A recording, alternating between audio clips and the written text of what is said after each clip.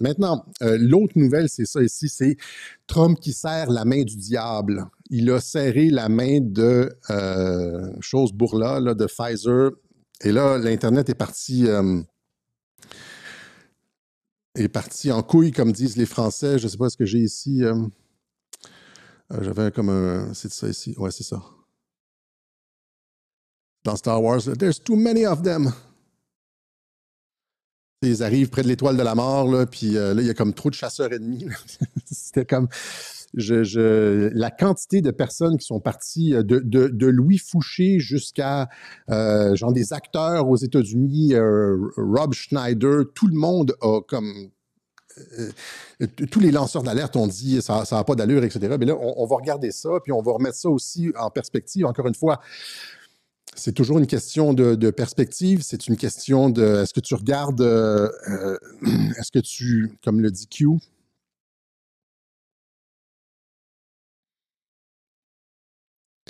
est-ce que tu utilises la pensée logique ou tu es sur les émotions? Hein? Est-ce que tu es sur le ressenti ou tu utilises la pensée logique? On va regarder cependant, juste avant ça, qu'est-ce que RFK a fait. Parce qu'évidemment, il faut que tu mettes cette annonce allons-y avec Pfizer. Cette annonce de Pfizer, il faut la mettre dans le contexte de ce que fait RFK. RFK n'est pas en train de faire des cadeaux aux pharmaceutiques. Or, tout le monde, sans aucun recul, a commencé à penser que c'était comme genre que Trump venait de plier devant Pfizer. Or, c'est exactement le contraire. C'est Trump qui vient de faire plier Pfizer. Je ne sais pas si c'est... donc, on nous a dit, puis là, les gens ont retweeté des... il y a des campagnes, je veux vous dire, je pense que quand il y a des événements comme ceux-là, il y a des campagnes anti-Trump qui sont probablement menées à partir de bots, de fermes, de comptes robotisés.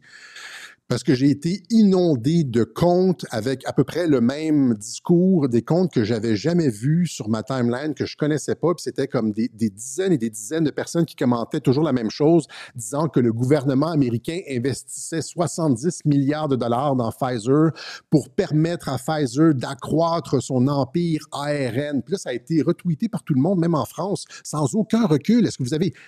Hey, ceux qui partagent des trucs comme ça, premièrement, est-ce que vous comprenez le contexte de ce qui est en train de se passer au niveau médical pharmaceutique aux États-Unis avec RFK? Puis deux, est-ce que vous avez lu l'annonce? Mais c'est ça, je suis presque certain que ces trucs-là, c'est peut-être même des trucs israéliens, tu sais, c'est comme pour faire pression contre Donald Trump aussi. Le mettre, tu sais, c'est back and forth, là, tu sais. Flynn fait des menaces et puis... surtout que, ben, c'est ça, on sait qu'Israël veut obtenir plus d'influence sur les réseaux sociaux en achetant avec Ellison qui achète TikTok, le gars du projet Stargate qui finalement achète TikTok. Et Netanyahou qui dit ben, ça va multiplier notre force et notre présence sur les réseaux sociaux. Donc, il y a cette espèce de volonté-là d'être influent sur les réseaux sociaux, puis de eux aussi être capables, étant donné que Trump est fort sur les réseaux sociaux, puis avec les médias alternatifs et tout, ben, ça leur permet aussi d'être fort puis faire pression sur les... Étant donné que l'influence sur le Congrès diminue peut-être un peu, comme ils ont perdu le contrôle total, comme le disait Trump, mais tu veux peut-être au contraire te rabattre sur les réseaux sociaux pour faire des espèces de campagnes de pression, parce que j'ai jamais vu autant de comptes que j'avais jamais vus, avec des comptes vides, on dirait. Là, oui, des comptes avec beaucoup d'abonnés, puis une photo et tout, sauf que c'était, en termes d'algorithme, ça n'avait aucun bon sens, le fait de, c'était un après l'autre. Et puis là, tout le monde a retweeté ça sans aucune vérification. Et donc, c'est le contraire. OK? C'est Trump qui force Pfizer à baisser jusqu'à 80% les prix de ces médicaments sur le marché US. Hein, Trump exige que... C'est avec les tarifs, parce que Pfizer produit la plupart de ces médicaments à l'extérieur des États-Unis. Et là, donc, ils vont être frappés par les tarifs. Et là, Trump dit, OK, vous allez... il y a plusieurs choses, là. Vous allez baisser vos prix juste de 50% à moyenne, la moitié, là. Et vous allez baisser le prix. Et donc, quelle compagnie accepte... C'est le plus gros marché. Le marché US, c'est le plus gros marché de médicaments au monde. Quelle compagnie accepte de baisser jusqu'à 85%, de 50 à 85%, le prix de ces médicaments, c'est-à-dire 85%, c'est-à-dire perdre probablement comme 70% de sa marge de profit? C'était la vache à lait. Là. Les États-Unis, c'est la vache à lait pour Pfizer. Tous les profits étaient générés ailleurs, aux États-Unis. Ailleurs, c'est résiduel, mais aux États-Unis, c'était la vache à lait.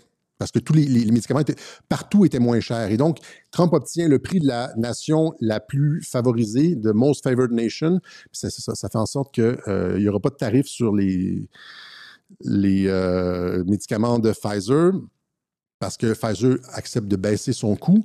Et Pfizer accepte d'investir 70 milliards de dollars dans de la production locale. Tu sais, on disait durant la COVID, ben, il y a eu cette grosse discussion aux États-Unis sur le fait que c'est la Chine qui produit nos médicaments.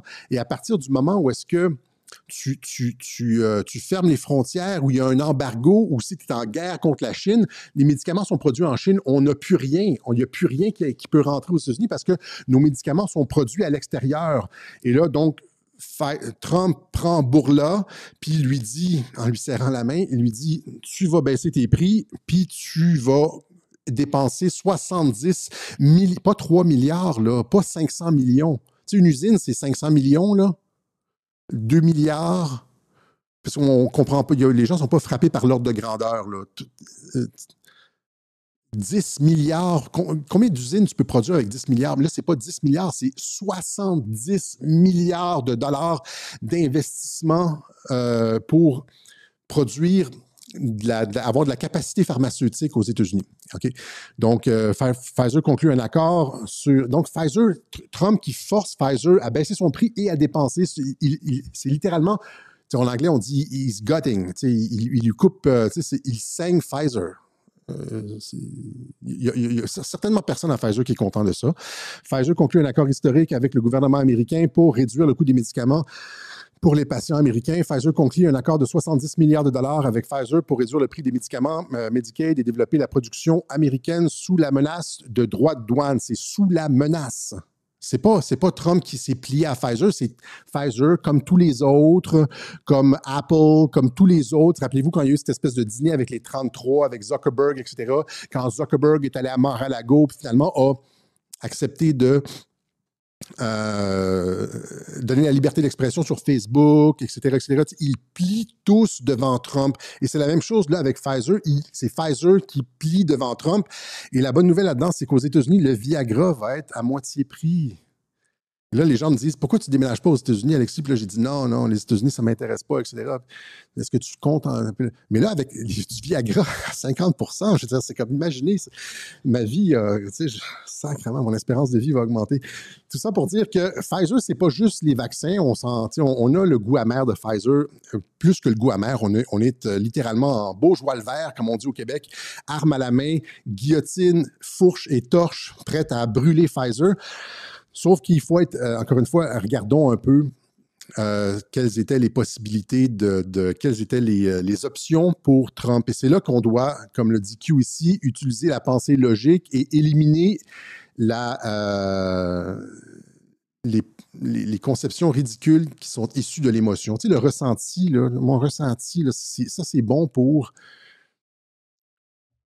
les trans, tu sais, qui disent « je suis un lapin ce matin, puis genre ce soir, je serai une femme noire », et puis genre, tu sais, ton ressenti, on est sur la base de la logique ici. Et donc, quelles étaient les options pour Donald Trump? Si Trump faisait comme ce que tout le monde suggérait, là, les médecins en France de la résistance, et puis les gens ici qui disaient, genre, Pfizer est criminel, etc. Oui, peut-être, oui.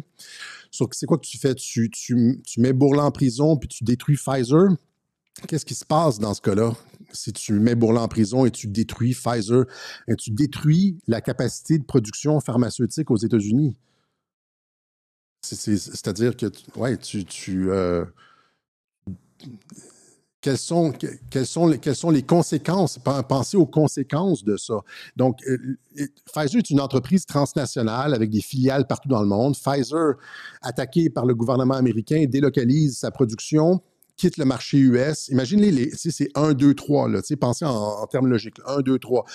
Bourla accusé en prison, les actifs de Pfizer saisis aux États-Unis, les capitaux de Pfizer, les capitaux, là, les centaines de milliards de dollars fuient les États-Unis. Pfizer change son siège social, relocalise ailleurs, etc. Les États-Unis assiste à un effondrement de la production pharmaceutique, c'est-à-dire qu'on ne peut plus trouver de ci, de ça, de tel médicament pour tel problème médical, parce qu'il y a plein de médicaments Pfizer, c'est pas juste les vaccins, là, il y a comme des dizaines de médicaments Pfizer pour toutes sortes de trucs qui sont utilisés couramment dans l'industrie pharmaceutique. Et là, tu as un effondrement de ça. Qu'est-ce que tu as, évidemment? Une augmentation, c'est pas juste une augmentation des prix, c'est l'impossibilité de trouver des médicaments pour sauver, selon la pratique médicale, sauver la vie des gens. Donc, on se retrouve exactement comme durant la COVID, c'est-à-dire que Trump crée un effondrement littéralement du sang sur les mains. Parce qu'il a détruit Pfizer et pensez aux conséquences, faites juste penser aux conséquences. Et donc, si tu ne peux pas lancer une guerre contre Pfizer, pensez à Sun Tzu, si tu ne peux pas lancer une guerre contre Pfizer, pourquoi tu ne peux pas lancer une guerre contre Pfizer? Parce qu'il y a des milliers d'hôpitaux aux États-Unis, des dizaines de milliers de pharmacies, des dizaines de millions de patients qui sont dépendants des médicaments Pfizer dans l'état actuel des choses. Dans 5 ans, avec RFK, on ne sait pas, on est en train de changer les... Mais présentement, là, aux États-Unis, la totalité de l'establishment médical a besoin de Pfizer. Si tu retires, si tu mets Bourla en prison, pensez-y, là. Avant de commenter, pourquoi les gens ne réfléchissent pas? Tu provoques un effondrement médical aux États-Unis, une catastrophe sanitaire, et là, c'est pas les mondialistes qui ont lancé le COVID pour te sortir. Tu t'auto-pelures de bananise, là, c'est-à-dire que tu le fais toi-même. Tu veux, c'est la grosse brute, là, c'est le colosse là, qui veut comme en découdre, puis qui est aveuglé par la colère, puis qui veut détruire son adversaire, et finalement qui se retrouve à tout détruire, à créer plus de dommages que ce qu'il n'aurait réglé.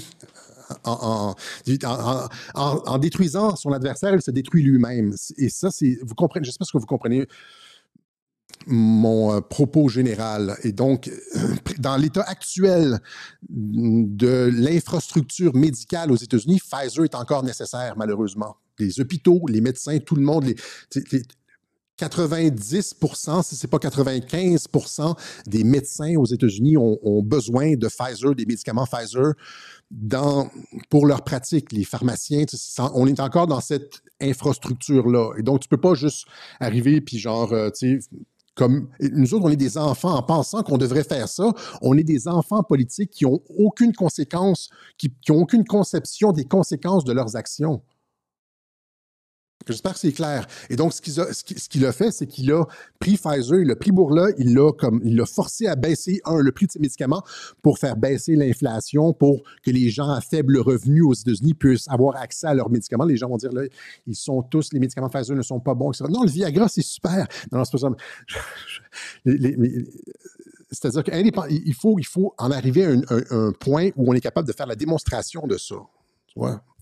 Si tu n'es pas capable de faire la démonstration que les médicaments de Pfizer ne sont pas bons, etc., tu t'en vas nulle part. Tu te retrouves quand même avec une crise d'ampleur mondiale et pire que si tu avais envahi l'Iran avec des troupes au sol. Tu vois, c'est un fiasco.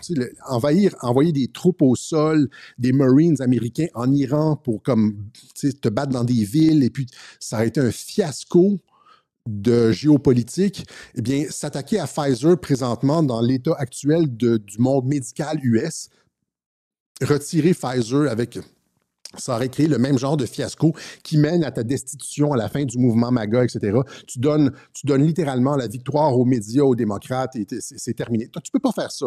Tu vas être présenté comme le boucher qui a du sang sur les mains, etc. Je pense que j'ai marqué mon point. Et donc, ce que tu fais, c'est qu'au pire, tu prends Pfizer et tu fais baisser le coût des médicaments, ce qui va favoriser, qui va augmenter le pouvoir d'achat des Américains. Tu les fais dépenser en infrastructure.